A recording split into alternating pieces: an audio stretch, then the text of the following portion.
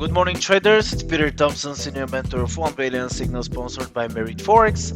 Wednesday morning, we're gonna track down what's going on with the major currency pairs, and if we have to, we're gonna switch some significant level support and resistance lines.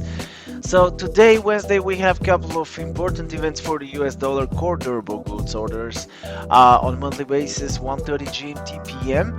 For US, of course, a great gross domestic product on a quarterly basis, 1:30 exactly the same time for the US. Pending home sales, 3 p.m. GMT time in US, and our lovely crude oil inventories, 3:30 p.m.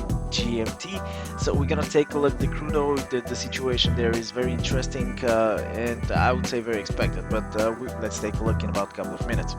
As usually, we start with Euro US dollar or the chart in front of us. Euro is trying to head down, just as you can see, staying right below the resistance level, which was support before that, 1.1026. And right now, just I'm going to move this resistance level because it's far away, it's relevant, but it's away from the current price, to a new support level, 1.0988. Tested once here and here. Of course, we can put it a little bit above 0.99, 1.09911. So if we see breakout of the support, we can see definitely the price is heading down with 30, 40, even 60, 70 pips drop.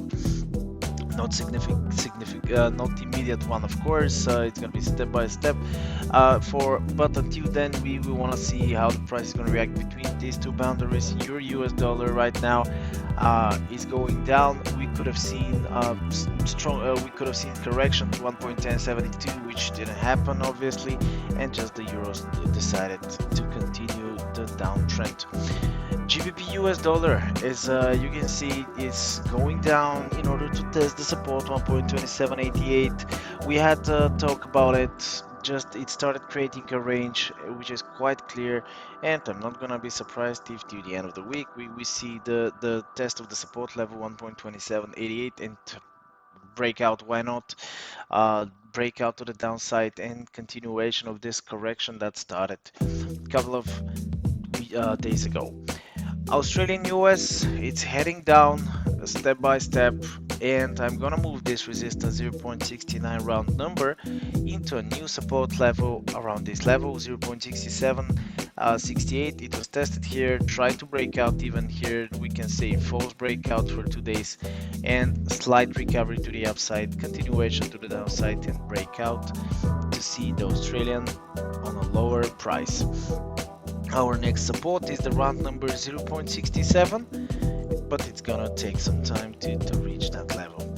New Zealand US dollar, delaying a little bit. The Australian dollar is falling down significantly, but at the same time, as you can see, New Zealand is just a step after the Australian dollar, but it's preparing itself. As you can see, we got momentum here right on the resistance zone.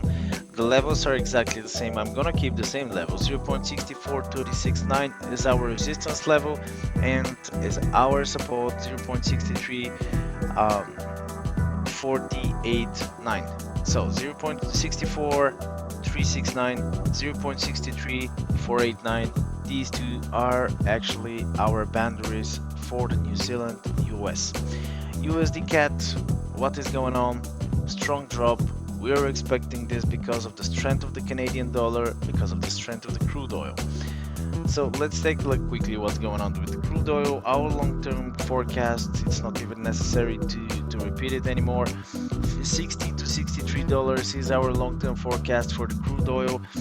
Yesterday just made a continuation to the upside.